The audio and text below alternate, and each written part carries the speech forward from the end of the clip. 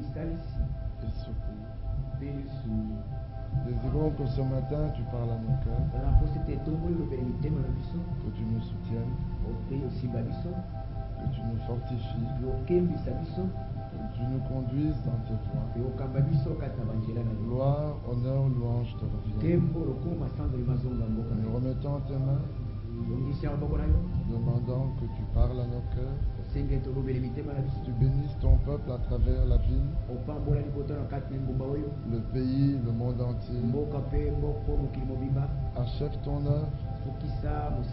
Dans le cours des temps, Seigneur, souviens-toi de ton plan avec tes élus.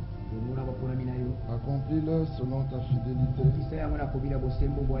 et conduis-nous par ta lumière. Tiens-nous dans ton amour et aide-nous à être trouvés prêts. Nous ne sommes que des hommes.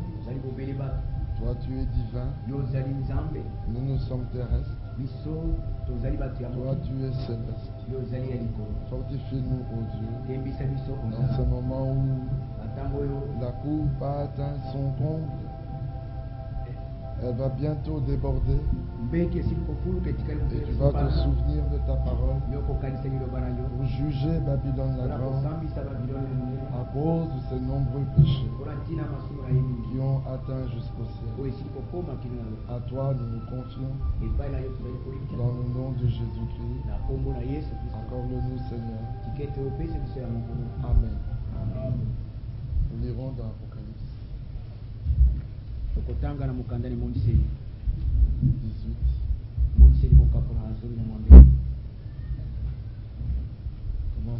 Commençons au verset 4. Et j'entendis du ciel une autre voix qui disait: sortez du milieu d'elle, mon peuple, afin que vous ne participiez point à ses péchés, et que vous n'ayez point de part à ses fléaux, car ces péchés se sont accumulés jusqu'au ciel, et Dieu s'est souvenu de ses iniquités. Payez-la comme elle a payé, et rendez-lui au double selon ses œuvres. Dans la coupe où elle a versé, versez-lui au double. Autant elle s'est glorifiée et plongée dans le luxe, autant donnez-lui de tourments et de deuil. Parce qu'elle dit en son cœur: je suis assise en reine, je ne suis point veuve, et je ne verrai point de deuil. À cause de cela, en un même jour, ces fléaux arriveront: la mort, le deuil et la famine. Et elle sera consumée par le feu, car il est puissant, le Seigneur Dieu qui l'a jugé. Dieu bénisse sa parole. Dans ce passage, il nous est parlé du jugement de Babylone la Grande. Il y en a un qui va juger les vivants et les morts. Dans Actes chapitre 17, l'Écriture dit ceci. Verset 30. Dieu, sans tenir compte des temps d'ignorance, annonce maintenant à tous les hommes en tout lieu qu'ils ont à se repentir, parce qu'il a fixé un jour où il jugera le monde selon sa justice, par l'homme qu'il a désigné,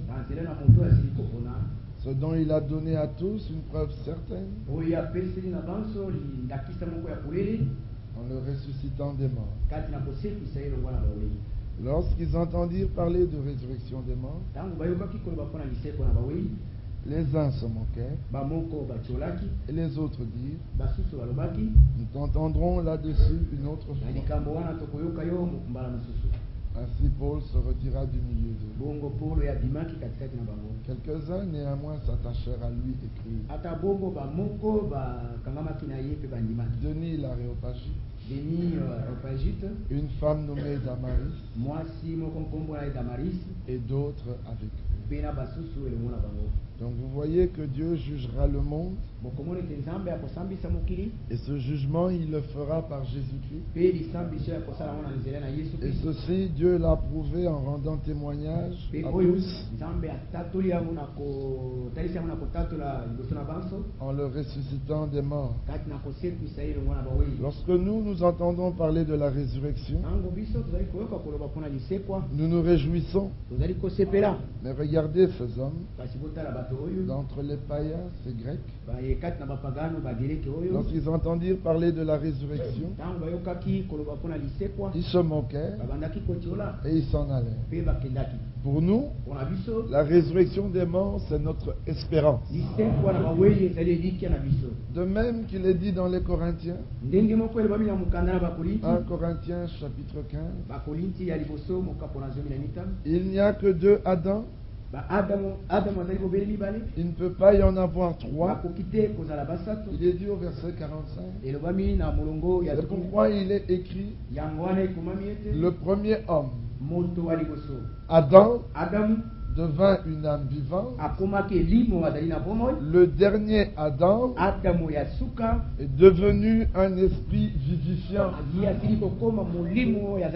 L'Écriture dit expressément le dernier, parce qu'après lui il ne peut pas y en avoir d'autres. Selon qu'il est dit au verset 20 et 21. Mais maintenant Christ est ressuscité des morts,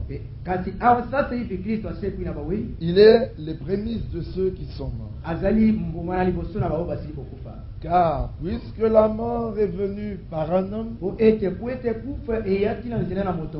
premier Adam, c'est aussi par un homme, le dernier Adam, qu'est venue la résurrection des morts. Alors pourquoi un troisième? Puisqu'il n'y a que la mort et la résurrection. Par le premier, la mort est venue. Et par le dernier, la résurrection est venue. Et nous prêchons la résurrection d'entre les morts. Verset 22. Et comme tous meurent en Adam, de même tous revivront en Christ. Il n'y a que 2 possibilités. Ou tu es mort avec tous en Adam et tu demeures là, soit étant mort en Adam avec tous, tu ressuscites avec tous en Jésus-Christ. Il n'y a pas de troisième possibilité.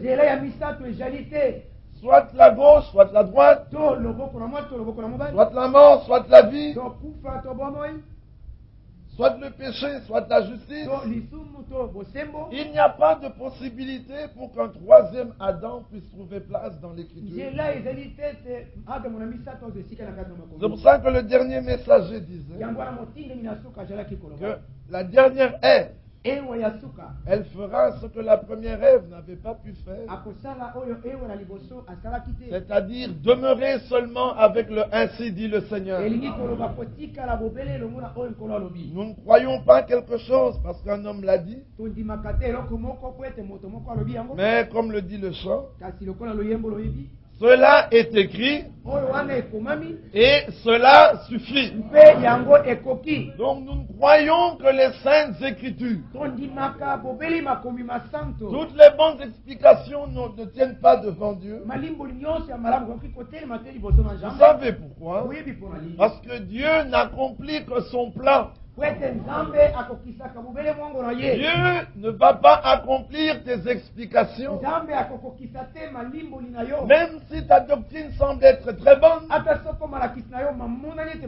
Dieu ne veille pas sur elle. Jérémie chapitre 1er. Que vois-tu, Jérémie? Et Jérémie dit, je vois un amandier. Oh, cet amandier, cet arbre est appelé en hébreu le veilleur, soit celui qui se réveille. Et lui dit, je vois une branche du veilleur. Et le Seigneur lui dit, tu as bien vu, car je veille sur ma parole pour l'exécuter. Le Seigneur ne veille que sur sa parole. Et il n'y a que sa parole qu'il va exécuter. Si tu veux que le Seigneur veille sur toi, rends sa parole en toi. Alors ce vase de terre que tu es va porter en lui un grand trésor, selon qu'il est dit dans 2 Corinthiens au chapitre 5, verset 4. Nous portons ce trésor dans des vases de terre, afin que cette grande puissance soit attribuée à Dieu et non pas à nous. Alors nous sommes pressés de toute manière, mais non réduits à l'extrémité. Dans la détresse, oui, mais non dans le désespoir. Persécuté, mais non abandonné. Abattu, mais non perdu. Portant toujours avec nous dans notre corps la mort de Jésus, afin que la vie de Jésus soit aussi manifestée dans notre corps. Car nous qui vivons, nous sommes sans cesse livrés à la mort à cause de Jésus, afin que la vie de Jésus soit aussi manifestée dans notre chair mortelle. Ainsi la mort agit en nous et la vie agit en nous. Lorsque nous portons la parole de Dieu en nous, ce trésor est gardé dans un vase de terre. Alors Dieu qui veille sur sa parole va veiller sur le vase qui porte cette parole. Il n'y a qu'un moyen pour toi, pour que le Seigneur ait le regard sur toi, c'est que tu prennes sa parole dans ton cœur. Et il dit, tu as bien vu, car je veille sur ma parole pour l'exécuter. Voyez que le Seigneur n'exécute pas la parole des hommes. Même si les grands docteurs annoncent de terribles doctrines, Dieu ne veille que sur sa parole pour l'exécuter. Parce que le Seigneur n'exécute que son plan. Et comme nous l'avons entendu au cours de la semaine, toutes les doctrines divines, tout enseignement, toute révélation est toujours en relation avec un acte divin. Quand on prêche la nouvelle naissance, c'est un acte divin. Quand on prêche la justification, c'est un acte divin. Nous ne prêchons pas des doctrines vides. Nous prêchons ce que Dieu fait. Et dans la parole prophétique, nous annonçons ce que Dieu va faire. Dieu regarde son plan et il exécute toutes choses d'après le conseil de sa volonté. Ephésiens 1 à partir du verset 11. Suivant le plan qu'il avait conçu en lui-même. C'est comme ça qu'au verset 9 du même passage, il dit: il nous a fait connaître le mystère de sa volonté, non selon les grandes recherches que nous avons faites, soit d'après les grandes méditations et profondes méditations que nous aurions faites, pas non plus d'après les jeûnes et les veillées que nous aurions pu faire, mais non, suivant son propre dessein. Il nous a fait connaître le mystère de sa volonté, suivant le bienveillant dessein qu'il avait conçu en lui-même. Même la révélation que nous avons de la parole, c'est suivant le bienveillant dessein qu'il avait conçu en lui-même, selon son dessein. Si, en ce dimanche, il avait résolu de te révéler son plan, là où tu assis soudain, la parole devient claire. Suivant la bonne prédication du prédicateur, suivant le bienveillant dessein. Mais il faut quand même qu'on t'annonce la parole. D'abord la parole, alors suivant le bienveillant dessein qu'il avait conçu en lui-même, il te révèle sa parole. Donc si tu es là, on ne prêche pas la parole, il n'y a pas moyen que la parole te soit révélée. Est-ce que vous comprenez la chose? C'est pour ça que Paul dit: l'évangile que je vous prêche, c'est d'après une révélation de Jésus-Christ. Je n'ai ni appris ni reçu d'un homme. Non, c'est suivant la révélation de Jésus-Christ. Révélation que j'ai reçue selon le bienveillant dessein qu'il avait conçu en lui-même, de me faire connaître Christ crucifié. Et ceux que Dieu aime, à ceux-là, il révèle son plan. Il vous est impossible de comprendre les voies de Dieu, la parole de Dieu, en dehors du plan. Tout ce qui est enseigné, que ce soit doctrine, ou prophétie, ou connaissance, tout doit être trouvé dans le plan. Alors vous aurez un entendement juste. Mais si ce que vous croyez est tiré hors du plan, il n'y aura que confusion. Et c'est ce qui arrive dans les différents lieux où les hommes ne veulent pas se laisser enseigner et conduire dans les profondeurs de la parole. Il est important que nous ayons sous nos yeux le plan de Dieu. Dieu avait un plan. Et le point central de ce plan, c'est Christ. C'est pour ça que les ministères ont été établis pour l'édification du corps, pour le perfectionnement des saints, en vue de l'œuvre du ministère, jusqu'à ce que nous soyons tous parvenus à l'unité de la foi et de la connaissance du Fils de Dieu. Parce qu'en Christ, Ephésiens chapitre 1er verset 10, là l'Écriture dit: pour le mettre à exécution, c'est-à-dire mettre son plan à exécution, lorsque les temps seraient accomplis, de réunir toutes choses en Christ, celles qui sont dans les cieux et celles qui sont sur la terre. Toutes choses devaient être réunies en Christ. C'est pour ça qu'il dit dans les Colossiens, Au chapitre 1er, prenons cela au chapitre 2, verset 2, afin que vous ayez le cœur rempli de consolation, que vous soyez unis dans l'amour et enrichis d'une pleine intelligence, pour connaître le mystère de Dieu, savoir Christ, mystère dans lequel sont cachés tous les trésors de la sagesse et de la connaissance. Si tu as Christ,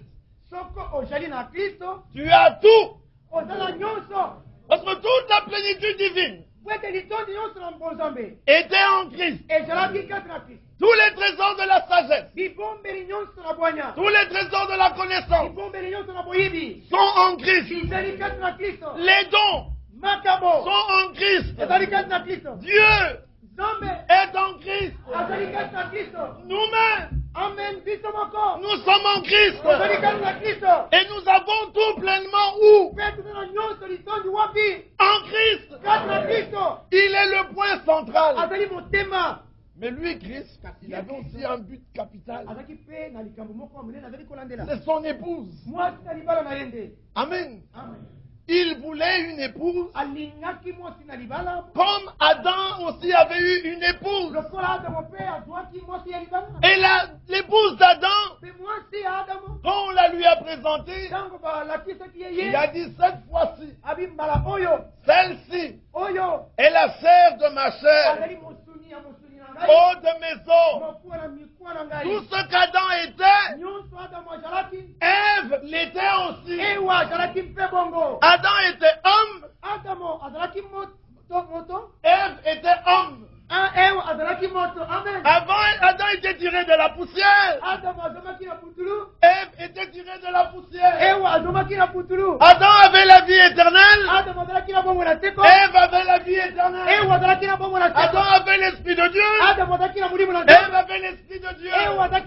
Tout ce qu'Adam était, Ève l'était. Alors le dernier Adam, il voulait aussi une Ève, sœur de sa chair, oh de ses os. Mais quelle était sa chair? La parole faite chair. Alors cette Ève doit être parole de sa parole, esprit de son esprit. Voilà pourquoi nous ne croyons que le ainsi dit le Seigneur. Parce que nous sommes parole de sa parole, esprit de son esprit. Le pasteur a dit c'est bien, mais nous voulons le ainsi dit le Seigneur. Le prophète a dit c'est très bien, mais montre-le-moi dans les Écritures. Je ne veux que parole de sa parole. Alors pas de place pour le troisième Adam. Non, le premier était poussière, le deuxième était parole. 1 Corinthiens 15, verset 47.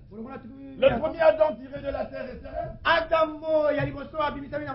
Le premier homme tiré de la terre est terrestre. Mais le second homme est descendu du ciel. Le second homme, c'est le Seigneur de gloire.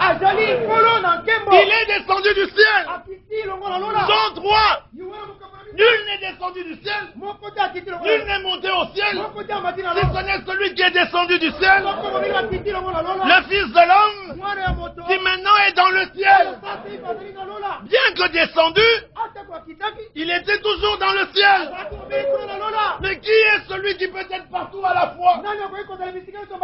Quand je vais au ciel, puis au fond de la mer, qui voilà? Dans le séjour des morts.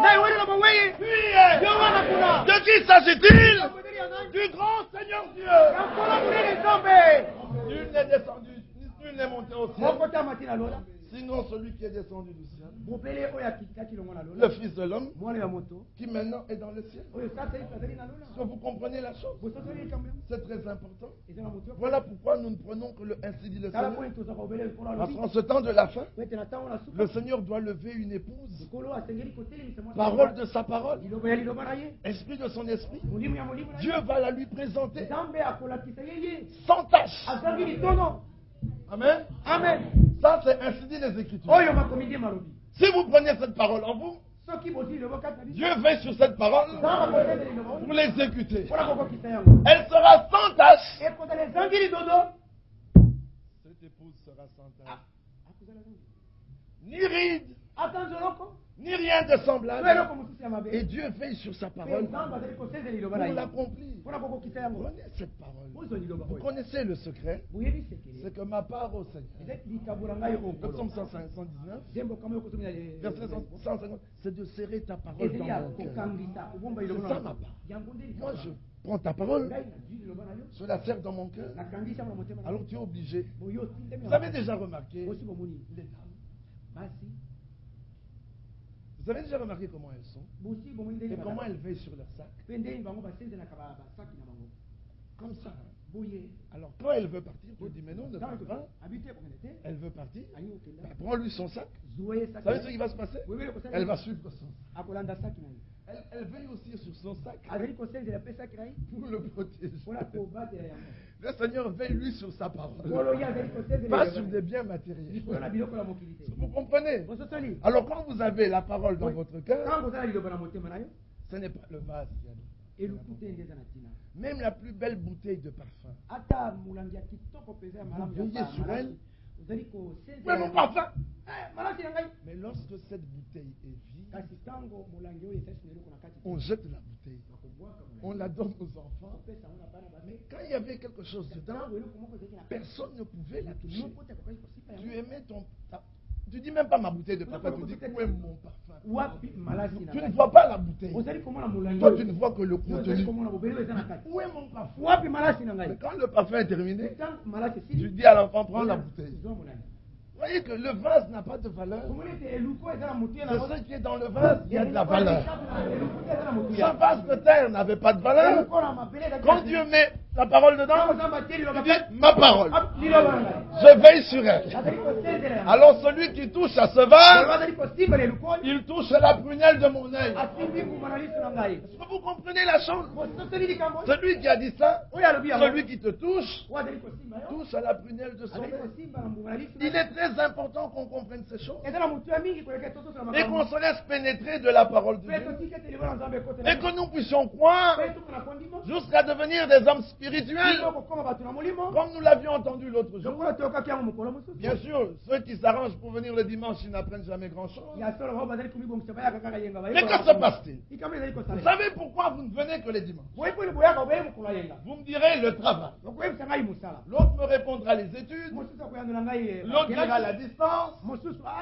À vous tous, je dirais, ce sont des arguments sans valeur. La reine de Séba était reine, mais elle a fait 3 mois. Une très longue marche pour entendre la sagesse de Salomon. Mais ici, il y a plus que Salomon. Ces hommes ont fait une marche de 3 jours dans le désert. Ils sont partis sachant qu'ils allaient loin et que dans le désert il n'y a pas d'abri. Ils seront livrés au soleil et au froid la nuit. Ils n'auront pas de chaise, pas de tente. Et au bout de quelques jours, ils n'auront pas de nourriture. Et ils sont partis avec des enfants. Pourquoi? Il y avait quelque chose qui appelait en eux. Bien aimés frères, les élus, ils ont un entretien avec leur âme. Psaume 42. David dit à son âme, mon âme, pourquoi t'as battu au-dedans de moi? Parce que son âme s'était abattue. Et son âme lui répond, j'ai soif du Dieu vivant. La chose est aussi simple que ça. Vous savez, quand vous avez faim, vous pouvez être très occupé et vous oubliez que l'heure de manger est arrivée. Très occupé.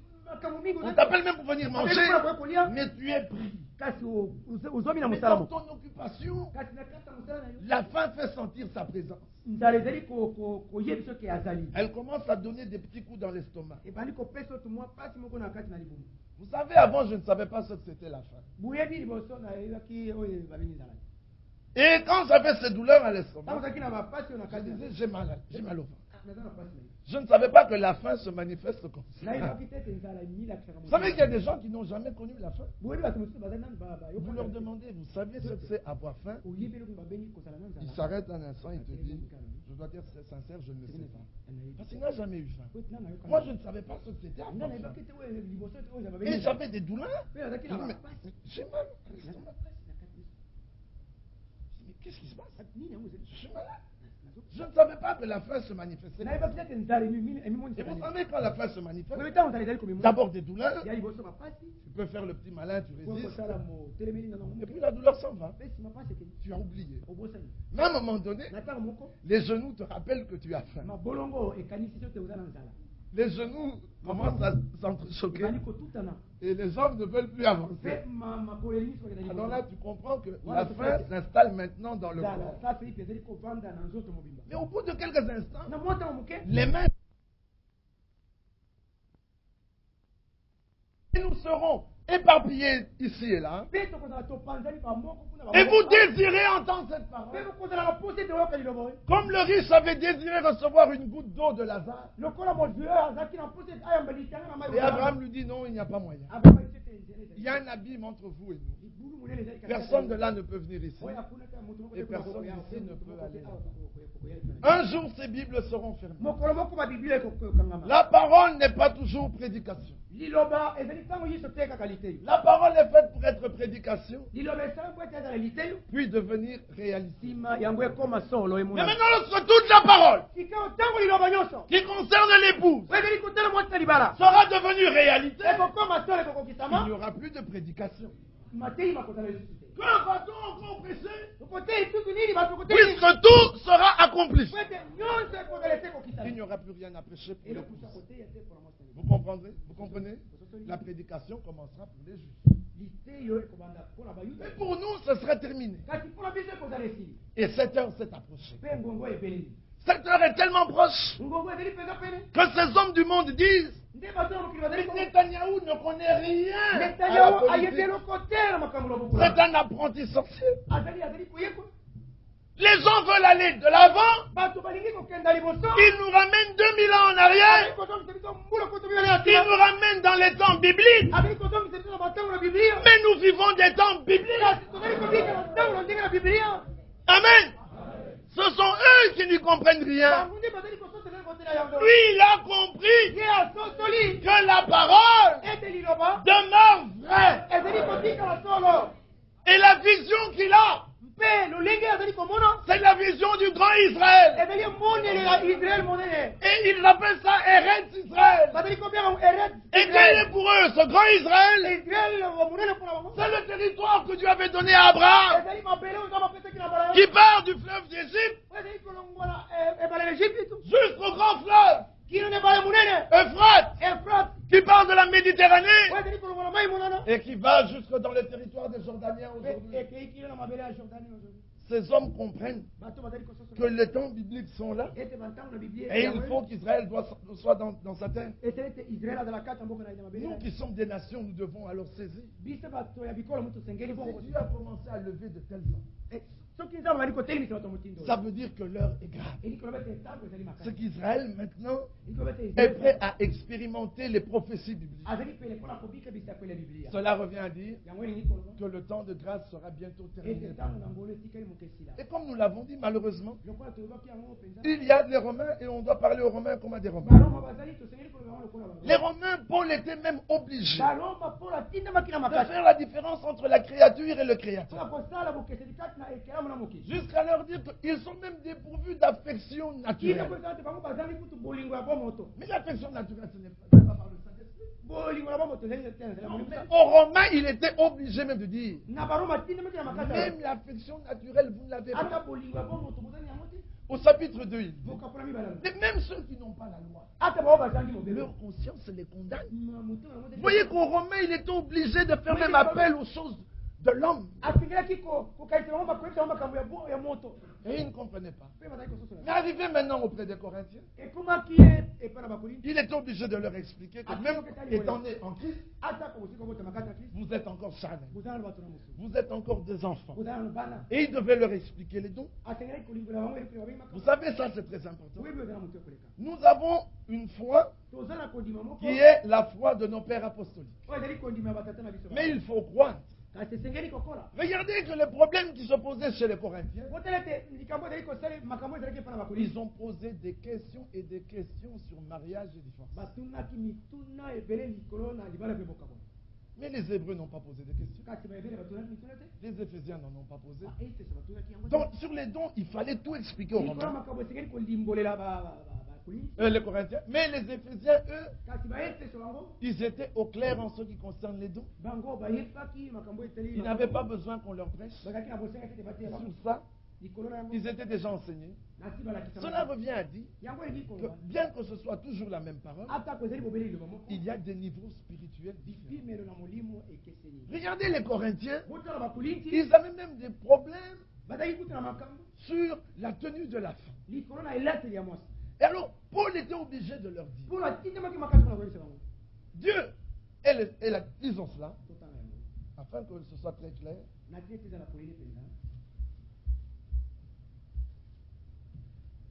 C'est 1 Corinthiens 11, verset 3.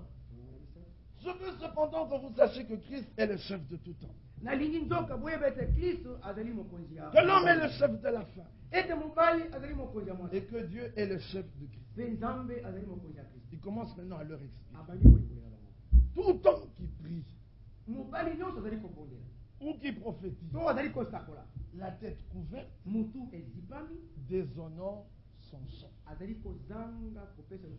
Vous avez vu? Qui est celui qui déshonore son chef lorsqu'il a la tête couverte? Non, vous, Corinthiens, vous ne comprenez pas. Ce n'est pas la femme qui déshonore son chef, elle a la tête couverte. Non, c'est l'homme. L'homme qui prie ou qui prophétise avec la tête couverte, celui-là, il déshonore son chef. Mais toute femme, au contraire, qui prie ou qui prophétise, la tête non voilée, déshonore son chef. C'est comme si elle était rasée. Est-ce que vous comprenez la chose? Si une femme n'a pas la tête couverte, voilée, elle déshonore son chef.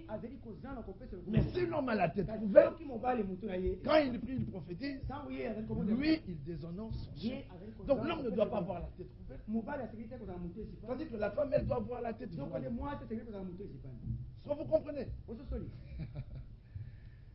Mais prenons un exemple.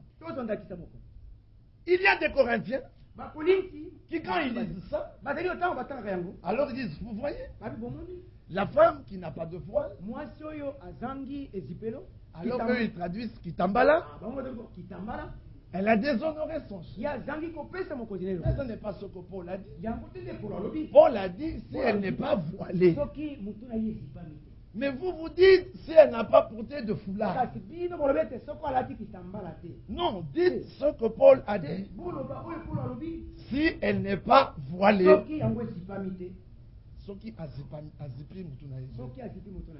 Donc si elle n'est pas voilée, alors elle déshonore son chef. Mais il n'est pas dit si elle n'a pas mis de foulard. Alors il continue. Il dit, quand si une femme n'est pas voilée, mais qu'elle se coupe les cheveux. S'il est honteux pour une femme d'avoir les cheveux coupés ou d'être rasée, mais qu'elle se voile. Donc c'est une honte pour la femme d'avoir les cheveux coupés. Et Dieu ne veut pas que la femme coupe ses cheveux. Même d'un millimètre. C'est une honte. C'est comme si tu étais rasé. Ne coupe jamais tes cheveux.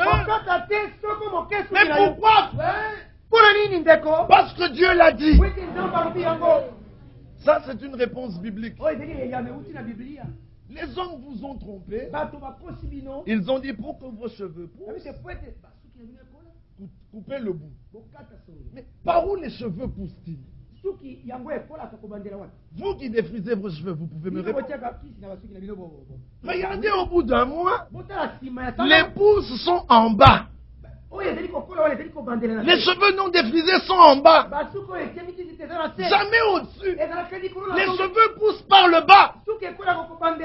Et les hommes de science vous ont dit, en coupant les bouts, le bas poussera vite. C'est le diable qui vous amène à couper vos cheveux. Parce que c'est une honte pour la femme de se couper les cheveux.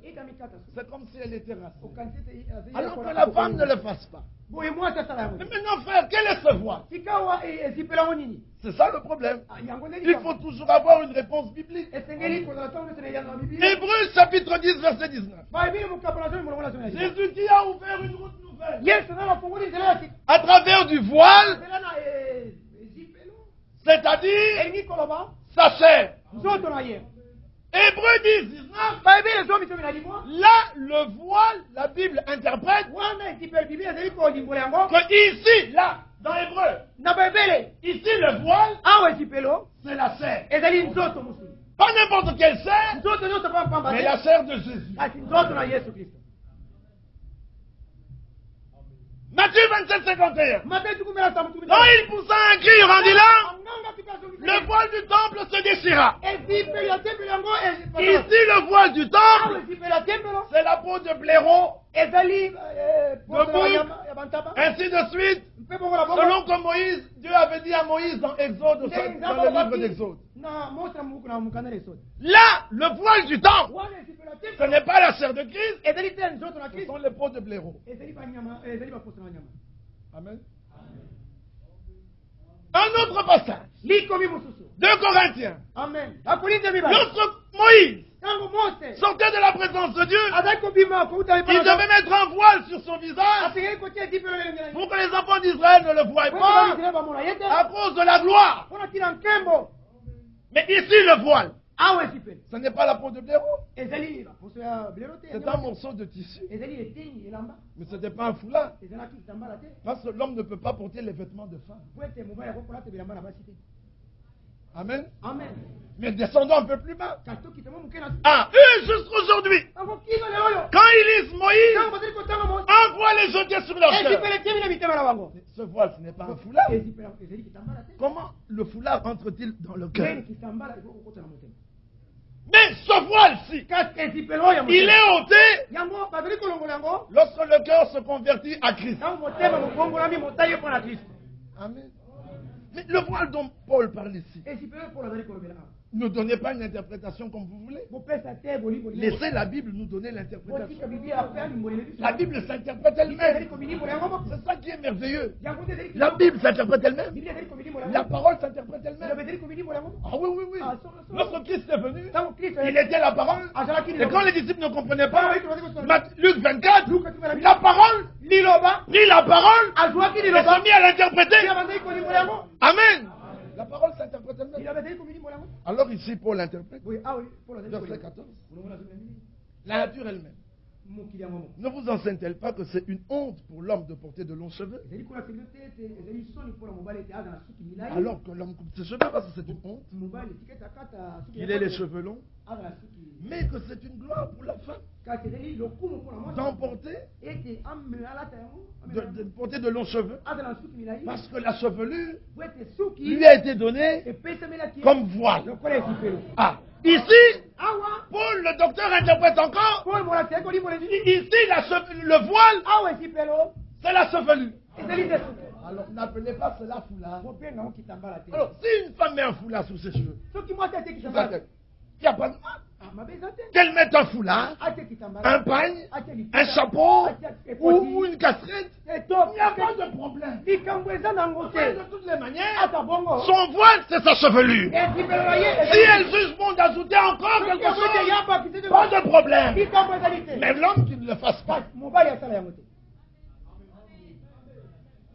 Alors, ne soyez pas troublés lorsque vous voyez une soeur avec un chapeau. Il n'y a pas de problème. Si un frère entre avec un chapeau, là il y a un problème. Même si toutes les soeurs mettaient des chapeaux, on ne changera pas notre prédication. Parce que nous ne sommes plus des Corinthiens. Aux Hébreux, il n'a pas dit femme, voile. Non, les Hébreux, ils tendaient vers ce qui est parfait. Mais aux Corinthiens, il fallait expliquer. Mais non, c'est une honte. N'ayez un voile. Oh, mais attention, le voile, c'est votre chevelure. Ne donnez pas d'interprétation. Ça, c'est aux Corinthiens. Alors les sœurs venaient avec les cheveux, qui était le voile. Et si quelqu'un mettait un chapeau, pas de problème.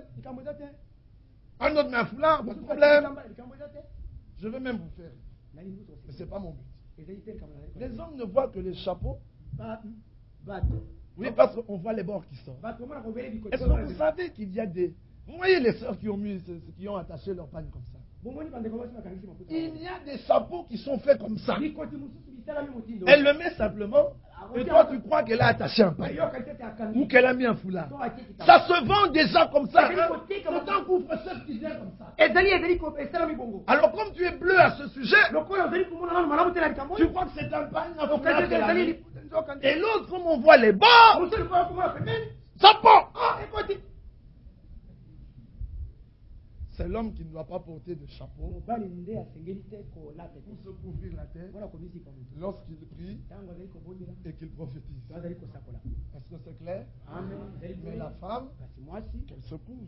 Vous voyez qu'aux Romains, il a parlé d'une manière, et aux Corinthiens, il a parlé d'une autre, et aux Éphésiens, et aux Hébreux.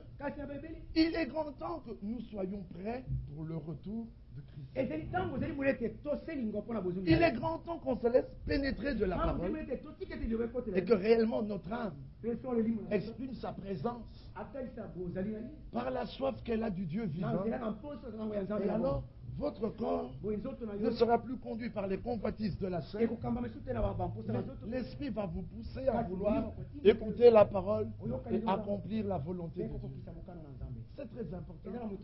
Il s'agit d'être pénétré de la pensée de Christ et de réaliser combien l'heure est avancée.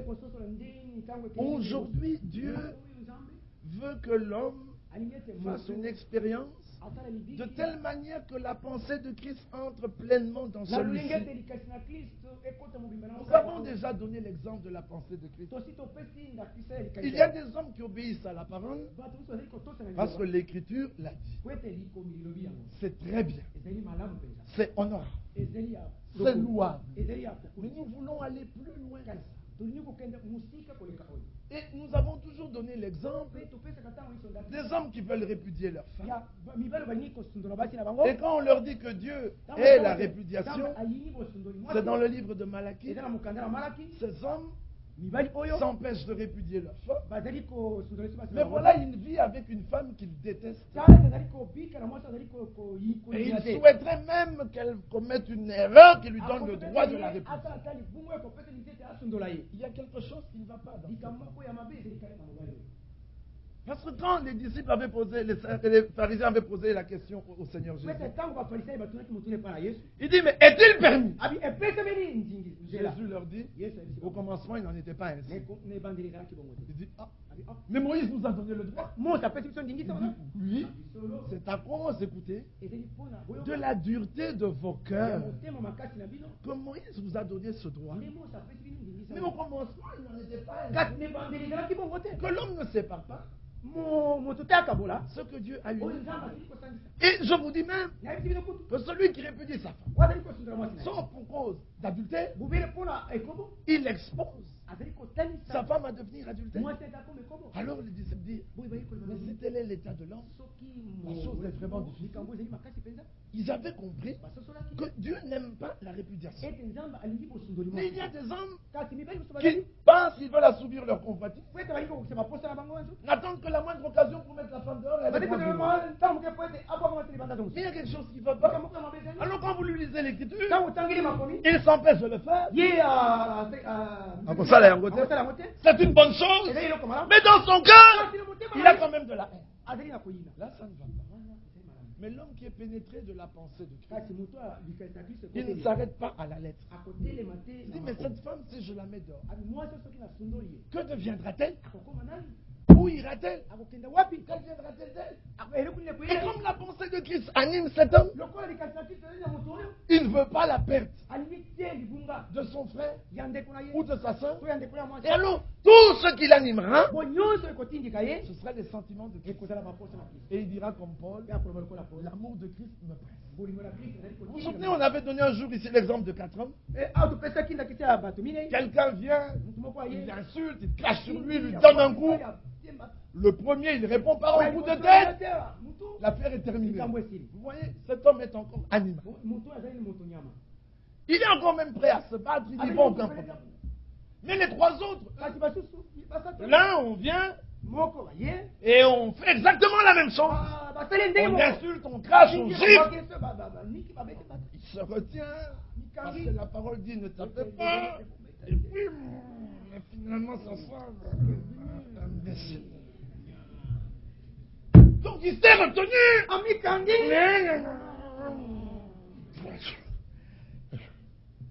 Jacques dit, l'homme qui sait tenir sa langue en bride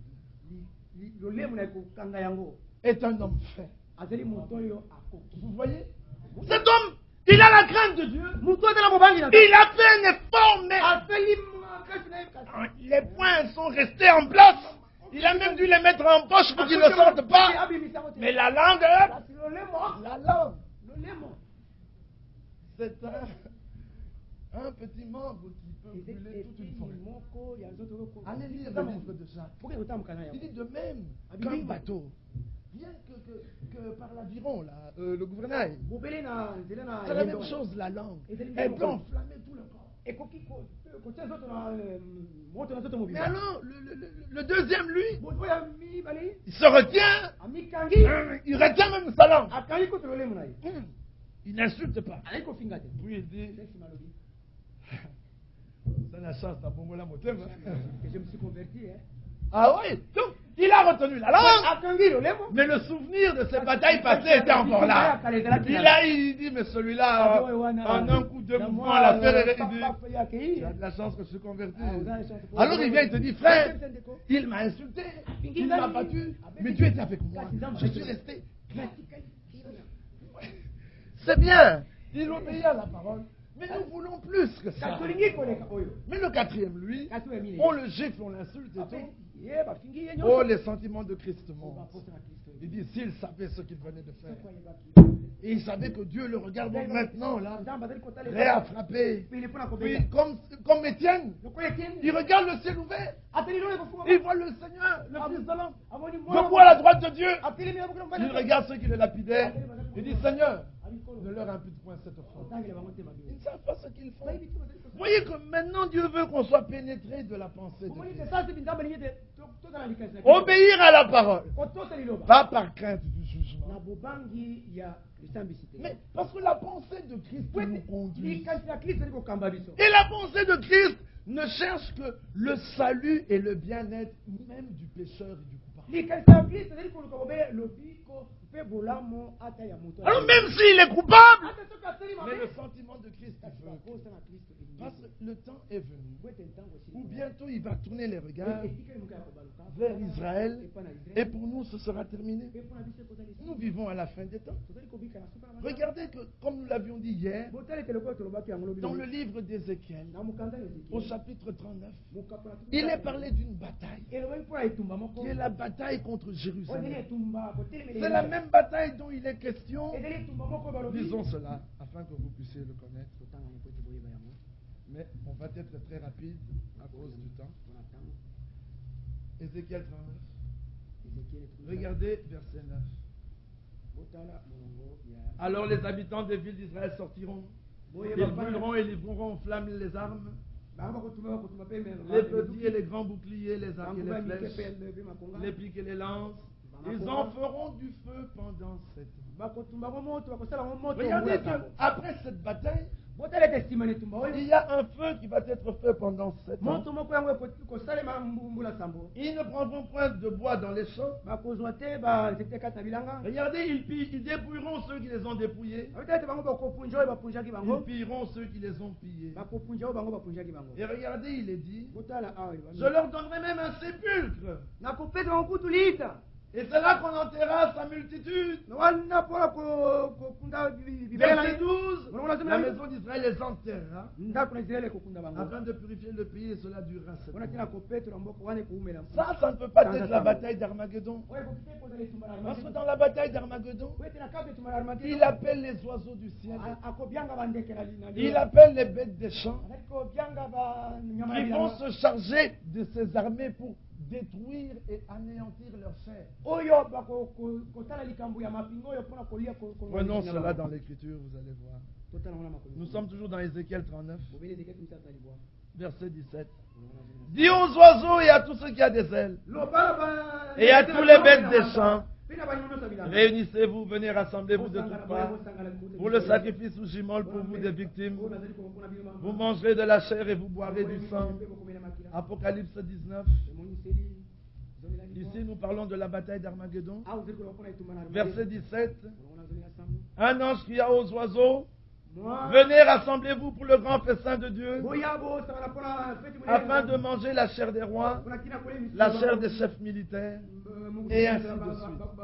Donc, vous voyez que dans la bataille d'Armageddon, cette bataille est appelée Armageddon. Pourquoi? Parce qu'elle va se dérouler dans un lieu. Verset 16 d'Apocalypse 16. Ils les rassemblèrent dans le lieu appelé en hébreu Armageddon. Ce terme signifie la montagne de Megiddo. Donc la bataille qui vient juste avant le millénium, qui est appelée la bataille d'Armageddon, ce sont les peuples du monde entier qui ont à leur tête le prince de Roche. Ézéchiel, chapitre 37. Chapitre 39, verset 1er. Voici j'en veux à toi Gog, prince de Roche, de Méshek et de Tubal. Regardez que Méshek et Tubal, c'est en Turquie. Et maintenant, pour la première fois, dans les temps modernes, un gouvernement islamique est passé au pouvoir, qui veut maintenant renouer les relations avec tous les pays arabes. Et ils sont prêts à briser leur accord militaire avec Israël. Regardez comment Kaboul vient de tomber dans les mains des extrémistes islamiques. Pourquoi l'Iran, l'Afghanistan et tous ces pays? L'Azerbaïdjan qui était des pays de l'Union soviétique. Ce sont des pays islamistes. Ils doivent préparer la route pour le roi du Nord. À l'extrémité du septentrion, c'est la Russie. Il aura à sa suite qui? Nous sommes dans Ézéchiel 38. Et avec eux, ceux de Perse, qui est l'Iran, ceux d'Éthiopie et de Put, qui est la Libye. Il y aura avec eux, verset 6, Gomer et ses troupes, Togarma et ses troupes. Cette contrée se trouve pratiquement dans le Kurdistan, là où l'Irak, l'Iran et la Turquie se rencontrent. Regardez que tous ces pays-là, ça c'est la bataille d'Armageddon. Ils auront à leur tête le prince de Roche, qui est à l'extrémité du septentrion, et ils descendront en guerre contre Israël. Mais là la Bible dit, au verset 2, Je t'entraînerai, Ézéchiel 39. Je t'entraînerai, je te conduirai, je te ferai monter des extrémités du septentrion. Et je t'amènerai sur les montagnes d'Israël. Vous voyez, ils vont se répandre sur les montagnes d'Israël. L'attaque viendra de tous les côtés, du nord, du sud, de partout. Mais celui qui sera à leur tête, c'est la Russie. Vous comprenez? Et quand cela va-t-il arriver? La Bible dit, c'est Ézéchiel 38, verset 14. C'est pourquoi prophétise Fils de l'homme, dit à Gog, ainsi parle le Seigneur l'Éternel. Oui, le jour où mon peuple d'Israël vivra en sécurité, tu le sauras, alors tu partiras de ton pays. La bataille d'Armageddon n'arrivera que lorsqu'Israël vivra en sécurité. Alors toutes ces contrées, tous ces pays descendront sur les montagnes d'Israël pour faire la guerre à Israël tout entier. Ce sont ces mêmes peuples qui viendront dans la bataille qu'on appelle celle de Gog et Magog, celle qui vient après le millénium. Apocalypse chapitre 20. Là, il est dit, verset 7, quand les 1000 ans seront accomplis, après le millénium, Satan sera relâché de sa prison et il sortira pour séduire les nations qui sont aux quatre coins de la terre, Gog et Magog, afin de les rassembler pour la guerre. Leur nombre est comme le sable de la mer. Ce sont toujours les mêmes peuples qui viennent contre Israël. Pourquoi?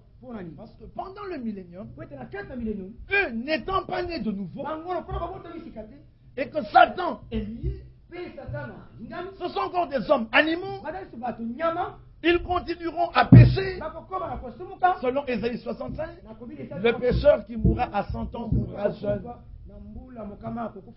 Les jugements sortiront de Sion, dit l'Écriture. Dans Sophonie, il se lèvera chaque matin pour juger. Ça, c'est ce que dit l'Écriture. Donc, ces hommes n'étant pas nés de nouveau, ils continueront à pécher. Mais ils ne se rebelleront pas contre le Seigneur parce que Satan est lié. Mais au bout de 1000 ans, quand Satan est relâché, il va semer la rébellion dans leur cœur et les mêmes peuples viennent encore en guerre contre Israël. Là, vous avez les deux guerres d'Armageddon et de Gog et Magog. Mais la bataille contre Jérusalem, celle de Zacharie 12, celle-là, Israël ne vit pas en sécurité. Et c'est une bataille contre Jérusalem. Parce qu'ils veulent prendre Jérusalem. Et c'est à cette bataille que nous allons bientôt assister. Tous ces levées de boucliers que vous voyez, selon Zacharie chapitre 12, ils essayeront de soulever Jérusalem, mais le Seigneur fera de Jérusalem une pierre pesante pour les peuples alentours. Verset 3, en ce jour-là je ferai de Jérusalem une pierre pesante pour tous les peuples. Verset 2, voici je ferai de Jérusalem une coupe d'étourdissement pour tous les peuples d'alentour, et aussi pour Juda dans le siège de Jérusalem. Donc vous voyez que dans cette bataille, ils vont s'attaquer à Jérusalem. Mais le Seigneur donnera la victoire. Parce que l'Écriture dit, Zacharie 12, verset 6, lisons, il va faire des chefs de Juda un foyer ardent, comme une torche enflammée. Ils dévoreront à droite, à gauche, tous les peuples d'alentour, et Jérusalem restera. Oh Jérusalem, Israël va dévorer tous les peuples environnants. Alléluia. Nous aimons Israël. Pourquoi? Parce que le Seigneur aime Israël. Même Balaam avait dit, je voudrais mourir de ta mort. Parce que la mort d'Israël est une mort merveilleuse. Regardez que pendant les âges des églises, la grâce est vers les gentils. Dieu a fermé la porte à Israël. Malgré cela, parce qu'il meurt parce qu'ils sont juifs et qu'ils gardent la loi, le Seigneur leur donnera la résurrection. Des robes blanches leur seront données. Même comme ils n'ont pas cru au Seigneur Jésus. Tous les Juifs qui meurent, parce qu'ils sont Israël, ils ressusciteront. Amen. Tous les hommes qui ressuscitent dans la première résurrection. Et quelle est la première résurrection? C'est la résurrection qui s'étend dans tous les temps jusqu'à la dernière avant le millénaire. Tous les hommes qui sont ressuscités pendant toutes ces années-là, la Bible appelle ça la première résurrection. Et c'est le but suprême. Heureux ceux qui prennent part à la première résurrection. Ils ne verront pas la seconde mort. C'est pour ça que nos frères, même s'ils ne sont pas scellés de l'esprit, mais qui vont mourir, nous on part dans l'enlèvement. Eux ce sont des vierges folles. Ils restent, mais étant nés de nouveau, ils ne vont pas prendre la marque de la bête. Certains seront mis à mort. Les 134 000 seront mis à mort. Les enfants d'Israël mourront. Mais tous, ils vont ressusciter avant le millénium. Est-ce que vous comprenez? Ces hommes qu'on méprise là, parce qu'ils n'ont pas le Saint-Esprit, et cependant ils sont fils de Dieu. Ils ont aussi part à la première résurrection. Lisons Apocalypse 20. Apocalypse 20. Regardez verset 4. Et je vis des trônes, et à ceux qui s'y assirent fut donné le pouvoir de juger. Et je vis les âmes de ceux qui avaient été décapités à cause du témoignage de Jésus et à cause de la parole de Dieu. Vous voyez les Juifs? Et de ceux qui n'avaient pas adoré la bête, ni son image, ni son nom, et qui n'avaient pas reçu la marque sur leur front ni sur leurs mains. Vous voyez les vierges folles? Ils revinrent à la vie et ils régnèrent avec Christ pendant 1000 ans. Oh, les autres morts ne revinrent point à la vie, jusqu'à ce que les 1000 ans soient accomplis. Ça, c'est la première résurrection. Heureux et saints ceux qui ont parlé à la première résurrection. La seconde mort n'a point de pouvoir sur eux.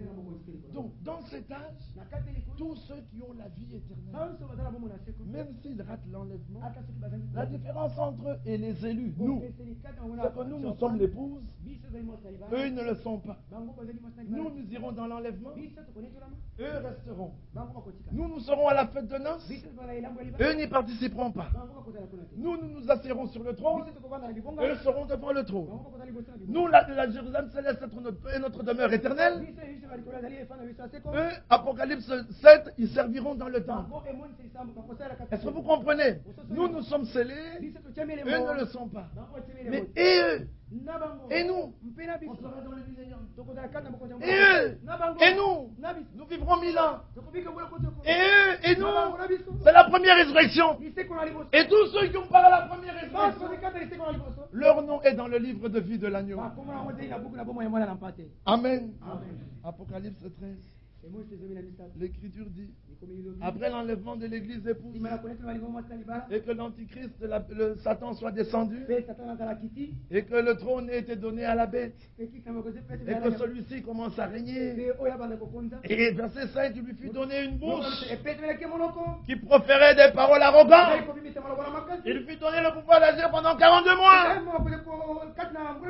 Regardez, et elle ouvrit sa bouche. Vous proférez des blasphèmes contre Dieu, son nom. Oh, il lui fut donné de faire la guerre aux saints. Il lui fut donné autorité sur toute tribu. Il se fait adorer comme Dieu. Et tous les habitants de la terre l'adoreront. Regardez cet antichrist. Il se fait adorer de tous.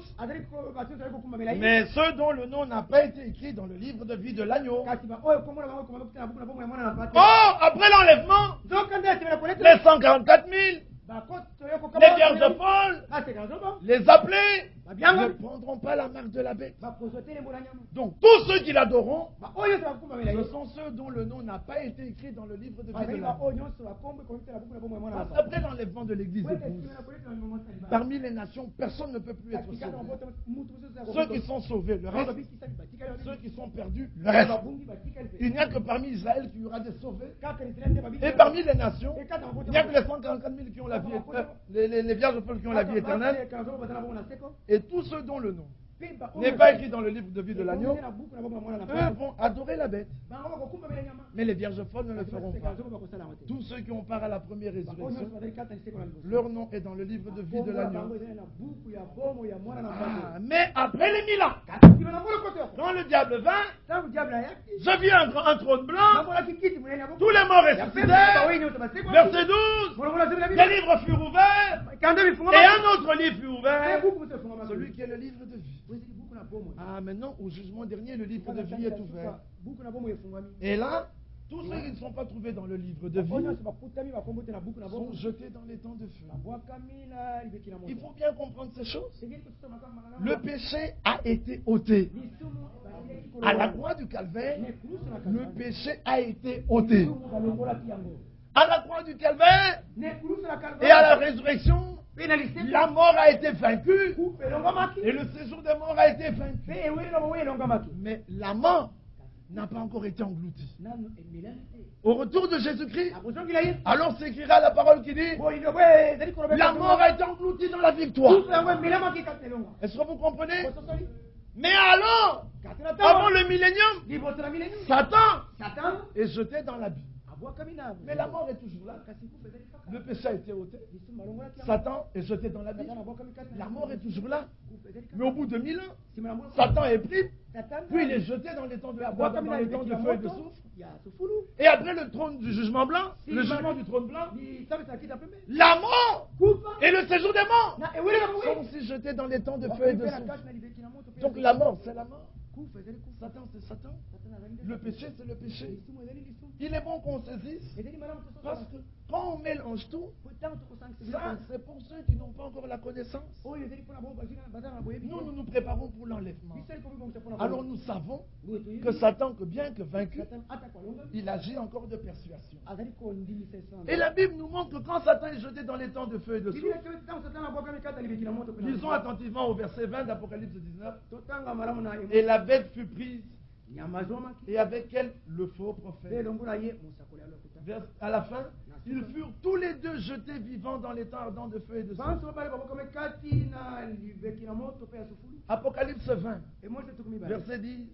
Et le diable qui les séduisait fut jeté dans les temps de feu et de soufre, où sont la bête et le faux prophète. Satan, le séjour des morts, la mort, le faux prophète, la bête, tous sont dans les temps de feu et de soufre.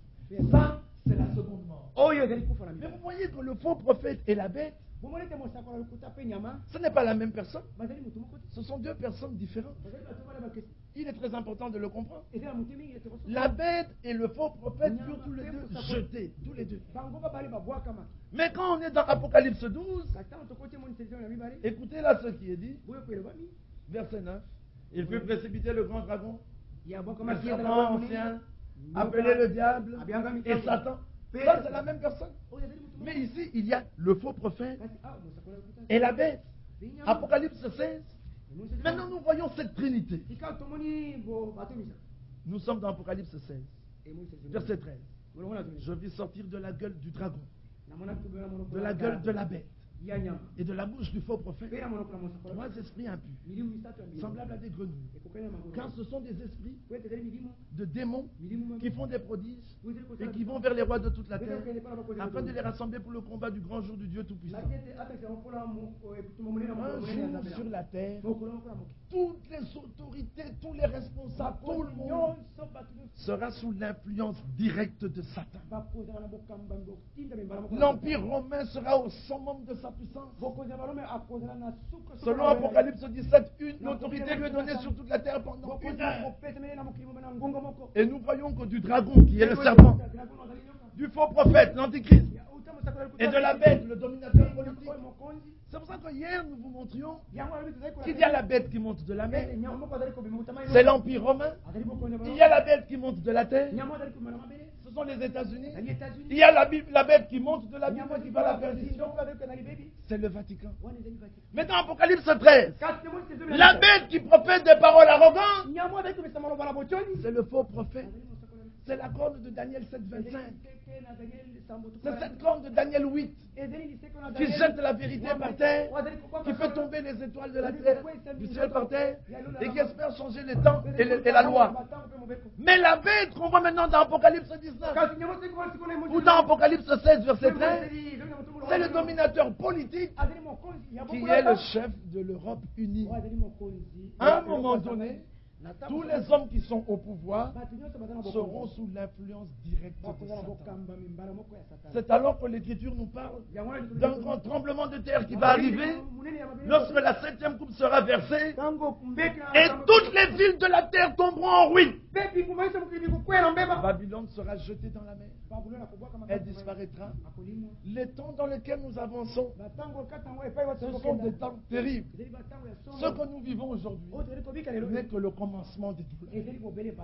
Les hommes ont l'impression que maintenant rien ne va. Alors que l'Écriture dit que le Seigneur retient encore l'Antichrist. Il l'empêche d'agir jusqu'à ce que l'Église épouse s'en aille. Quand l'Église épouse partira, la terre sera confrontée à la colère de Satan, à la domination de la bête et en même temps à la colère de Dieu. Parce que l'Écriture dit malheur à vous terre, vous habitants de la terre, car il est descendu vers vous, animé d'une grande colère, sachant qu'il ne lui reste que peu de temps. Mais arrivé au chapitre 7, on dit aux anges de ne faire aucun de mal. Mais après, quand les 54 000 sont scellés, les trompettes amènent des douleurs. Il y aura des êtres sur la terre. Regardez que ces hommes, par quelle inspiration nous ne savons pas, ils passent leur temps à faire des films sur des extraterrestres. Des bêtes bizarres qu'on ne sait pas expliquer. Plus fortes et plus intelligentes que l'homme. Mais lisez la Bible.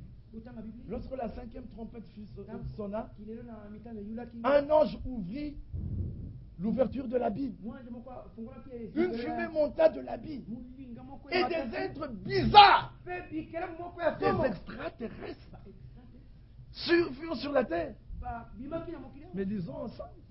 Nous sommes dans Apocalypse, au chapitre 9. Le 5e ange sonna de la trompette. Verset 2. L'étoile ouvrit le puits de l'abîme. L'étoile ouvrit le puits de l'abîme. Il monta de l'abîme une fumée comme d'une grande fournaise. Et de cette fumée, des sauterelles sortirent. Il leur fut donné un pouvoir comme le pouvoir qu'ont les scorpions. Et ils avaient le pouvoir de faire le mal, mais non de tuer. La 6e trompette. Verset 15. Verset 16. Quand ils furent déliés, le nombre des cavaliers de l'armée était de 2 myriades de myriades. Ils étaient, je vis les chevaux. Et ceux qui les montaient avaient des cuirasses couleur de feu. Les têtes des chevaux étaient comme des têtes de lion. Et de leur bouche sortait du feu, de la fumée, du soufre. Il y aura des événements horribles sur la terre. Et après la 6e trompette, les coupes seront jetées. Et quand les coupes seront jetées, les hommes maudiront Dieu et ils ne se repentiront pas. Des temps horribles. C'est ça que la Bible dit. Ce que nous...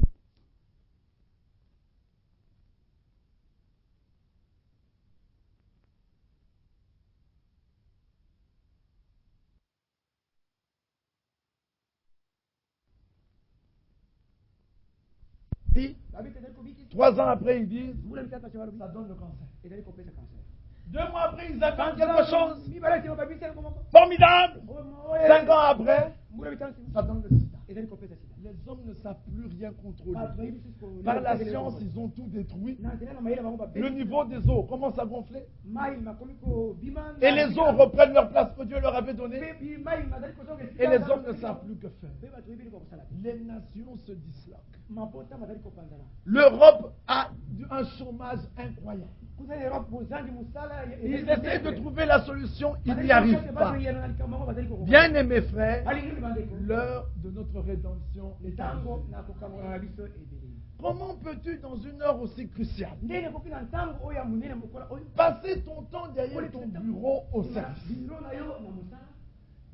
passer ton temps derrière ta table de vendeuse, passer ton temps à aller visiter tes amis, tes frères, tes cousins? Mais il y a quelque chose qui ne va pas. C'est que tu n'as rien réalisé. Maintenant, il y a la guerre là au Kivu. Croyez-vous qu'au Kivu, les gens vont au marché normalement? Ils vont toujours au marché, mais ils n'y vont plus normalement. Ils ne traînent plus en chemin. Les gens vont au travail, ils ne traînent pas en chemin. Ceux qui reviennent de l'école, où à 18 h, on commence à chercher les absents. Il y a la guerre. Nous vivons une guerre spirituelle, une guerre atroce. Le péché de Babylone a atteint son comble. Et cet antichrist va aller s'asseoir dans le temple de Jérusalem. Thessaloniciens 2:2. Il est dit, il s'assiera dans le temple de Dieu. Nous ne sommes pas le temple de Dieu. Nous sommes le corps de Christ. Nous sommes l'église du Dieu vivant. Amen.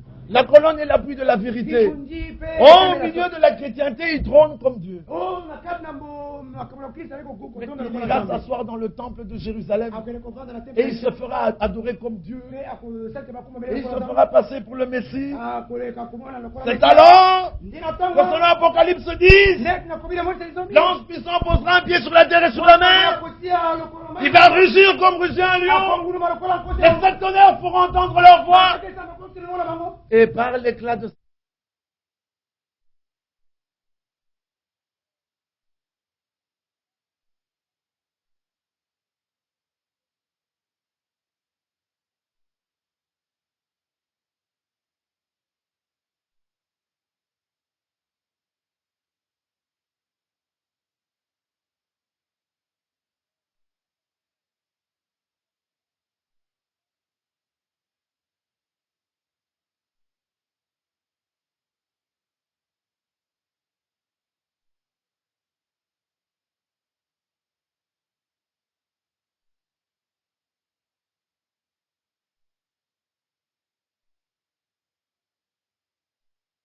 Nous sommes l'église du Dieu vivant. Amen. La colonne et l'appui de la vérité. Au milieu de la chrétienté, il trône comme Dieu. Il ira s'asseoir dans le temple de Jérusalem. Et il se fera adorer comme Dieu. Et il se fera passer pour le Messie. C'est alors que selon l'Apocalypse 10, l'ange puissant posera un pied sur la terre et sur la mer. Il va rugir comme rugit un lion. Les sept tonnerres feront entendre leur voix. Et par l'éclat de le souffle de sa bouche, il anéantira l'adversaire. Et Israël réalisera que c'est un faux prophète. C'est le faux Messie. Voici le vrai Messie. Alors le Messie entrera dans le temple de Jérusalem, selon Malachie 3:1. Et soudain entrera dans son temple. Le Seigneur que vous attendez, il entrera dans son temple. Amen. Mais où voit-on les 134 000 avec l'agneau? Mais on les voit sur la montagne de Sion. Mais qu'est-ce qu'il y a sur la montagne de Sion? C'est là que le temple est rebâti. Alléluia. On voit là le Seigneur dans son temple avec les 134 000 qui le suivent partout où il va. Et la période appelée la grande tribulation est déclenchée. Et là, l'Antichrist va faire des choses horribles. Et un cœur de bête lui sera donné. Et il agira avec la puissance de la vérité. Bien aimés frères, nous n'avons plus de temps. toutes les décisions qui sont prises dans ce monde, qu'elles soient politiques, économiques, sociales, militaires, religieuses, nous sommes dans un temps où derrière toutes ces décisions, le diable se tient et ne poursuit qu'un seul but, serrer l'épouse dans un étau pour l'empêcher de pouvoir adorer son Dieu. Comment ne pouvez-vous pas comprendre? Que s'est-il passé lorsque le Seigneur Dieu a envoyé Moïse pour faire sortir Israël d'Égypte? La première chose que le Pharaon a fait, c'est augmenter le travail. Comment ne pouvez-vous pas comprendre qu'en ce moment où l'Église épouse, le Rédempteur doit venir, la première chose que le Pharaon fera, c'est augmenter le travail pour que vous n'ayez pas le temps d'écouter la parole. C'est très simple. Qu'est-il arrivé lorsque Christ est né? Une décision politique a été prise pour mettre à mort tous les enfants. Ne comprenez-vous pas que ce que l'ennemi cherche, c'est la mort des élus? Alors la vie devient de plus en plus difficile. Il est difficile de trouver son pain, difficile de trouver du travail, difficile de trouver des vêtements, difficile de trouver une maison. C'est pour que vous soyez occupés à toutes ces choses. Alors ils mangeaient, ils buvaient, ils bâtissaient, ils vendaient, ils achetaient, ils se mariaient et donnaient en mariage. Toutes ces choses sont naturelles, elles sont bonnes, il n'y a rien de mal à ça. Mais le drame de cette génération-là, c'était devenu l'objet principal de leur pensée. Produire, travail, mariage, tout le temps des mariages. Mais leur pensée que dans le mariage. Non. Que ceux qui sont mariés vivent comme s'ils ne l'étaient pas. Amen. Vous qui voulez vous marier, mariez-vous. Mais soyez conséquents. Vous qui travaillez, travaillez. Mais soyez conséquents. Vous qui vendez, achetez, étudiez, terminez vos études. D'ailleurs, je serai le premier à vous reprendre si vous arrêtez vos études. Ah mais oui, je serai le premier. D'ailleurs, je me souviens de l'histoire d'un frère qui n'est plus parmi nous. Il était venu et il me dit, frère, vous n'avez pas du travail. J'ai dit, mais tu es fort, tu peux travailler. Il me dit, mais frère, je ne trouve pas du travail. Je dis, voici ce qu'on va faire. On va acheter un pouce-pouce et tu vas le pousser dans toute la ville. Tu auras du travail. Il dit, moi, frère, pousse-pousseur. Je dis, tu ne veux pas. Je dis, frère, je ne peux pas faire ça. Alors je dis, toi ne me demandes jamais à manger. Toi ne me demandes jamais à manger. Ne me demande jamais même un likouta. Je ne te le donnerai pas parce que tu refuses de travailler. Je dis, frère, je n'ai pas refusé. Je dis, mais tu as refusé. Je te propose qu'on achète un pouce-pouce et que je te le donne. Il dit, moi, frère, un pouce-pouce. Jamais. Je dis, alors ne me demande jamais à manger. Qui est prêt à pousser un pouce-pouce? Vous voyez? Et ces hommes qui poussent le pouce-pouce, chaque soir, même dans ces temps difficiles, ils rentrent à la maison avec un sachet de kilos de viande. Vous, en cravate, vous n'avez jamais. Mais lui, avec son pouce-pouce, la maison est bien équipée. Et sa femme et ses enfants mangent toujours de la viande. Toi, chez toi, même l'odeur d'une pio dit ah, je te propose un pouce-pouce, tu ne veux pas. Ne me demande jamais à manger. Parce que l'Écriture dit que celui qui ne veut pas travailler, qu'il ne mange pas. Un jour, un frère avait entendu la parole. C'était à Krefeld. Il était tellement touché. Et il se convertit, puis il va voir le frère Schmitt. Le frère Schmitt est l'un des anciens. C'est un frère qui ne parle jamais. Il n'aime pas parler. Alors le frère l'aborde, il dit, frère, mais Jésus-Christ vient bientôt. Avec tout ce que j'ai entendu, toi je continue à étudier. Le frère dit oui. Il dit, et si j'arrêtais d'étudier? Il dit, arrête aussi de manger. Et il est parti. Il dit, mais pourquoi arrêter de manger? Il dit, mais parce que tu étudies pour pouvoir travailler. Et travailler pour pouvoir manger. Alors si tu arrêtes d'étudier, arrête aussi de manger. Parce que tu ne peux pas travailler. Mais ne mange pas. Quel est cet orgueil qui fait que vous choisissez le type de travail? J'ai un ami, un frère, il est plus jeune que moi. Je l'ai rencontré l'autre jour. Cet homme était vice-ministre.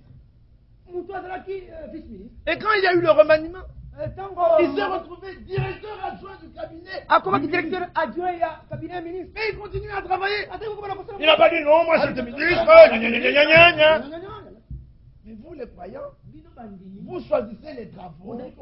Parce que ça c'est un manque d'orgueil. Mais moi, sentinelle, alors où est le problème? Sentinelle, que dis-tu de la nuit? Amen. Mais la nuit vient. Et le jour aussi. Nous sommes des sentinelles. Amen. Alors, est-ce que je suis diminué pour ça? Moi aussi, je suis une sentinelle. Amen. Amen. Et je vous dis que la nuit vient. Ah oui, parce que la coupe est arrivée à son compte. Mais le jour vient aussi. La rédemption est là. Il vient bientôt. Alors, il n'y a aucun mal à être sentinelle. Non. Vous voulez être directeur. Vous voulez en voiture. Mais avant de commencer en voiture, commencez même à vélo. Frère, moi, le vélo, frère. Tu n'as même pas de vélo. Vous savez, l'homme du temps de la fin, non seulement il est pauvre, mais il est misérable. Il est aveugle. Je me souviens, il y a un frère d'ailleurs qui me regarde en ce moment. Il y a longtemps. Je lui dis, frère, nous sommes des pauvres. Il dit, frère, nous des pauvres. Je dis, oui. Il dit, mais nous sommes des pauvres.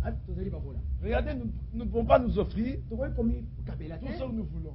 Il dit, non, frère, nous ne sommes pas pauvres. D'ailleurs, toi, tu es plus que pauvre. Toi, tu es misérable. Parce que tu n'as même pas de maison. Et on est obligé de t'héberger. Non, les gens sont obligés de t'héberger. Tu comprends? Et non, reconnaissez que vous êtes des pauvres.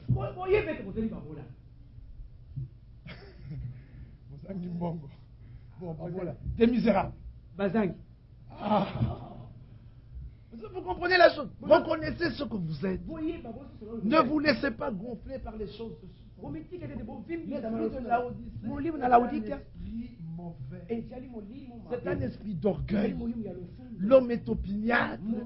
Et l'homme aspire à des choses qui le dépassent. Soyez saints. Acceptez la situation que Dieu vous donne. Si vous a béni, c'est bien. C'est certainement pour pouvoir aider les autres. Si vous n'avez que de quoi manger, c'est même très bien. Mais au moins le principal, il n'y a pas de mendiants parmi nous. Un croyant n'est pas un mendiant. On n'a pas dit que le croyant n'est pas un pauvre. On a dit que ce n'est pas un mendiant. Quand tu es dans la mendicité, c'est parce que tu ne veux pas travailler. Est-ce que vous comprenez la chose? C'est comme ces enfants qu'on voit traîner partout. Si vous les suivez de près, leur père habite quelque part. Leurs parents sont là. Parfois leur mère est cachée là derrière et on voit les enfants. Ce sont de faux malheureux. Ils n'ont qu'à rentrer au village et qu'ils aillent cultiver la terre. Moi au village. Vous c'est différent. Parce que peut-être que dans ton village, il n'y a pas la parole. Alors il faut être le plus près possible de la parole. Amen. Plus près spirituellement et géographiquement. Ah mais oui. Parce que géographiquement, quand je suis prêt, si je n'ai pas d'argent, je vais à pied. Mais si j'habite à Kindele, comment vais-je venir à pied? Ce sera un peu plus difficile. Donc à tout point de vue, nous réfléchissons selon la parole de Dieu. De quoi s'agit-il? De la coupe qui a atteint son point, de l'heure qui est arrivée à sa fin. Mes frères, l'heure de se réveiller est là. Romains 13 dit, réveillez-vous enfin du sommeil, car le salut est plus proche que lorsque vous avez cru. Peut-être que nous ne ferons plus un mois sur la terre. Mais peut-être que nous ferons 3 ans encore. Peut-être 8 ans. Mais nous ne savons pas. Mais la parole est écrite de telle manière que celui qui la lit, il sente toujours un empressement. Et que celui qui la prêche, lui-même, il soit poussé à bout. Quand vous entendez la parole et que vous n'êtes pas poussé à bout, il y a quelque chose qui ne va pas. C'est alors le moment de demander le secours du Seigneur, car l'heure est avancée. La bête est là. La femme s'est réveillée. Le faux prophète va bientôt parler. Et le cœur de bête va lui être donné. Nous voyons la bête qui est là. Et nous voyons la bête qui va dominer. Nous voyons les peuples alentour de Jérusalem qui se rassemblent. Et nous voyons l'alliance qui va être signée. La 70e semaine de Daniel va commencer. Et bientôt le prince Roche va descendre contre Israël. Tout est en place. Toutes les prophéties sont en place. Nous n'attendons que leur accomplissement. Le compte à rebours a commencé. Vous savez ce que c'est qu'un compte à rebours? On part du 10, 9, 8, 7. Et soudain, la bombe va éclater. Qu'est-ce que vous allez faire? Vous serez trouvé étant venu trop tard. Que votre vie soit une prédication.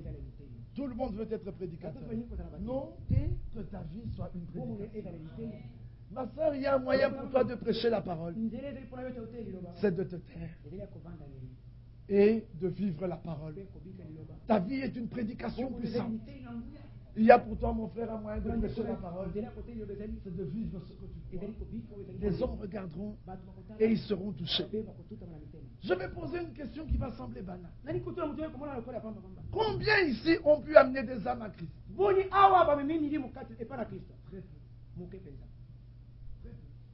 Si chacun pouvait amener ne fût-ce qu'une âme au Seigneur. Dans ce temps qui est arrivé à la fin, de 500 nous passerons à 1000. Et de 1000 on passera à 2000. Vous savez pourquoi les hommes ne viennent pas au Seigneur? Parce que ceux qui ont le Seigneur ne vivent pas de manière à être du sel pour que les hommes soient attirés. Combien d'âmes as-tu amené au Seigneur? Au contraire, tu en as chassé plusieurs par ta vie. Quand on te regarde, ma soeur, il n'y a pas de différence dans ton apparat avec les dames du dehors. Quand on te regarde, mon frère, et on regarde ta coiffure, qui est celle d'une hirondelle, et tes pantalons plissés que tu portes jusque-là, il n'y a pas de différence avec ceux qui vont au concert de Wemba ou de je ne sais qui. Alors les gens se disent, mais si c'est ça être chrétien, ça ne vaut pas là. Alors vous me répondrez, mes frères, Dieu ne regarde que les cœurs. Amen. Dieu voit les cœurs. Et Dieu a vu que dans ton cœur, il y a le goût des bijoux, de l'apparence extérieure, pour plaire aux gens. Il a vu ça. Moi, je ne peux pas le voir, mais le Seigneur l'a vu. Alors ne crois pas tromper le Seigneur en me disant, ah mais frère, Dieu ne voit que le cœur. Mais c'est vrai que Dieu voit le cœur. Et il voit ce qu'il y a. C'est du fond du cœur. Que partent les mensonges, les crimes, le vol, les parjures. C'est du cœur. C'est pas de l'extérieur. Qu'est-ce qui vous fait si mal? Regardez un exemple. Quand vous ne pouvez pas vous passer de quelque chose, l'Écriture dit, l'homme est esclave de ceux qui dominent sur lui. Ah frère, moi, je ne m'ennuie pas.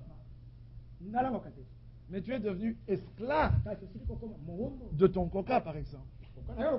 Comme on le disait ailleurs, les prédicateurs prêchent toujours sur tout. Mais ils ne prêchent jamais sur les excès de table. L'homme est esclave de ceux qui dominent sur lui. Pour vous sentir bien, vous seul, il faut que vous sentiez quelque chose à vos oreilles. Non, là il y a pire. L'Écriture dit que votre parure ne consiste pas en cheveux tressés, en ornements, en vêtements précieux. Qu'est-ce que ça veut dire? Vous pouvez porter des vêtements. Mais que votre parure ne consiste pas en cela. Votre parure doit consister dans un esprit doux. Et lisez la suite. Donc vous, pour être agréable, vous allez, Dieu vous crée avec des sourcils, vous les enlevez, et puis vous prenez du charbon, et vous mettez là. Vous êtes malade. On dirait des poissons. Dieu vous a créé noir, et puis vous mettez du vert ici. Et puis vous mettez du bleu là-bas. Et puis vous faites ça. C'est horrible. C'est horrible. Après, nous, on ne fait pas ça. L'Écriture dit, quand il parle, il cligne des yeux. Ah!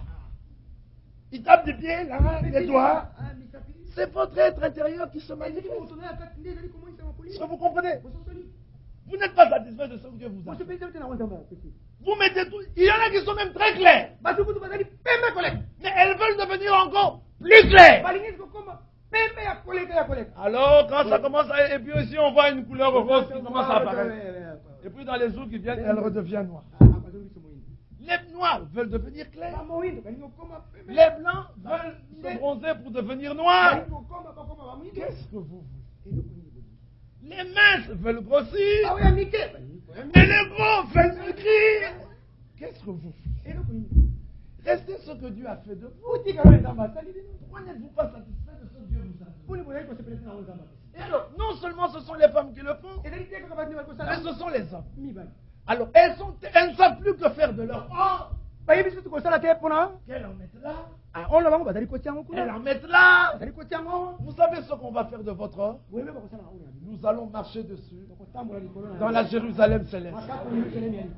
Amen. Vous le portez. Nous allons marcher dessus. Ah, mes frères, on n'a pas dit de ne pas aimer. Mais que votre parure ne consiste pas en cela. Je vais vous dire un secret. Il y a des dames qui ne sont jamais mariées. Et qui ne trouvent pas de mari. Pourquoi?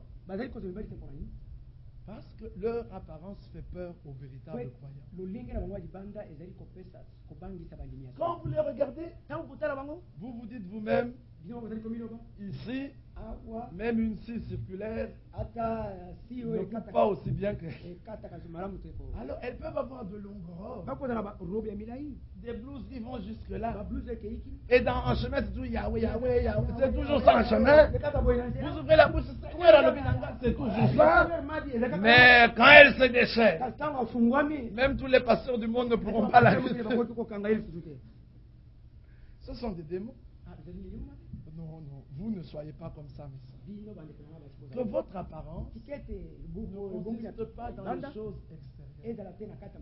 Arrêtez de chercher à apparaître par les cheveux tressés, les ornements d'or, les vêtements précieux. Il y en a même qui vont jusqu'à teindre leurs cheveux. Elle a encore 26 ans. Mais elle est pressée d'avoir des cheveux gris à la tête. Alors elle les teint déjà en gris. Et elle met une mèche rouge ici. Alors que ceux qui ont des cheveux gris ne sont pas contents, ils veulent les teindre en noir. Ne vous pressez pas. Pourquoi voulez-vous teindre vos cheveux? Dans quelques mois, ils changeront de couleur. D'autres pas contents, ils vont déjà se raser. C'est la mode d'être chaud. Ne vous pressez pas. Dans quelques années, vous serez chaud. Restez calme. Vous comprenez la chose? De toutes les manières, vous qui voulez tout le temps éclaircir, il n'y a que le visage qui éclaircit. Alors quand vous faites ça, il y a une ligne ici. Tout ça est noir. Quand vous faites un peu plus de gymnastique que les autres, vous mettez juste là. Alors les pieds sont tout noirs. Et puis au bout de quelques jours, la peau se rebelle. Elle commence à changer de couleur. Et voilà. Le cancer de la peau apparaît. Ils appellent ça Mbata. Eh oui. Babette Mbata. Elle a reçu une gifle. Et vous savez que les gifles, on les colle toujours là. Gifle. Oui. C'est toujours là. Alors ça commence toujours là. Alors vous voyez les lunettes qui apparaissent. C'est parce qu'on cache quelque chose. Vous voyez comment vous vous faites souffrir. Restez ce que Dieu a fait. Je suis heureux que Dieu ait fait de moi un noir. Et qu'il ait fait de moi un Zaïrois, né dans la famille dans laquelle je suis né, et vivant ce que je vis.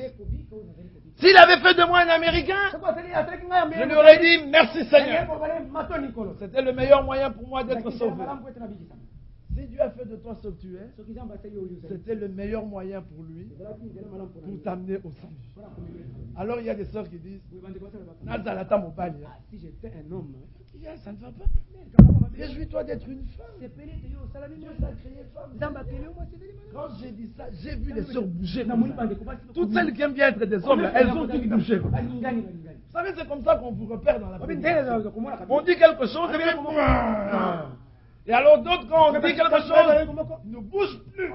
Voilà, concerné. Et d'autres, quand on dit quelque chose, vous voyez, hop, il dit et puis la tête apparaît. La parole est prêchée pour votre bien. Et croyez-vous que quand nous prêchons, ces choses ne nous touchent pas nous-mêmes. Je peux venir de mettre mon doigt là, dans le feu. Je viendrai vous dire, ne mettez pas votre doigt dans le feu. Même si ça me condamne au plus haut point. Parce que la parole doit être prêchée. Ne croyez pas que nous qui prêchons la parole, on n'est pas condamnés par les paroles que nous proclamons. Aussi nous sommes condamnés. Mais nous croyons, nous acceptons. Et nous disons, Seigneur, viens-moi en aide. Alors ne vous cachez pas. Exposez-vous.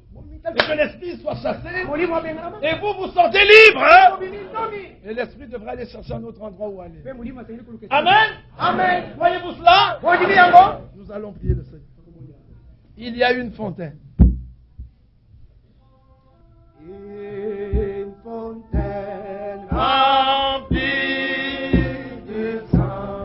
Il est de m'éternel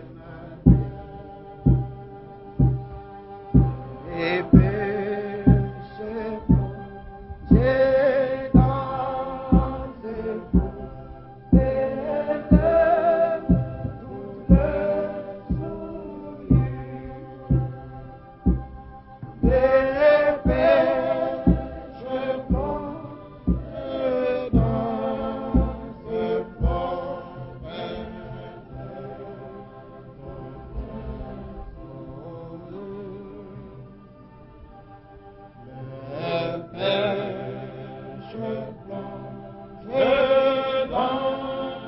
ses eaux perdu toutes les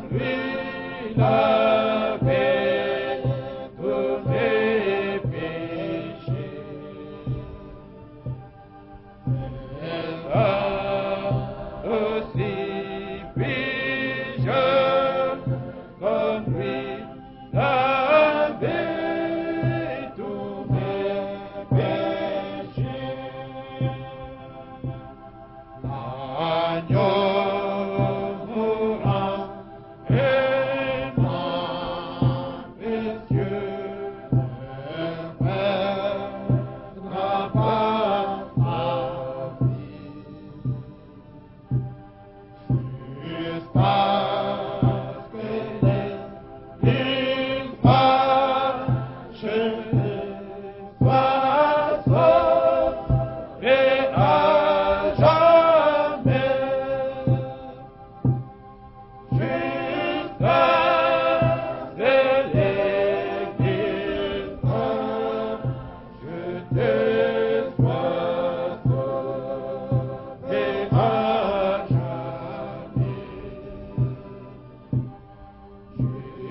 Alléluia.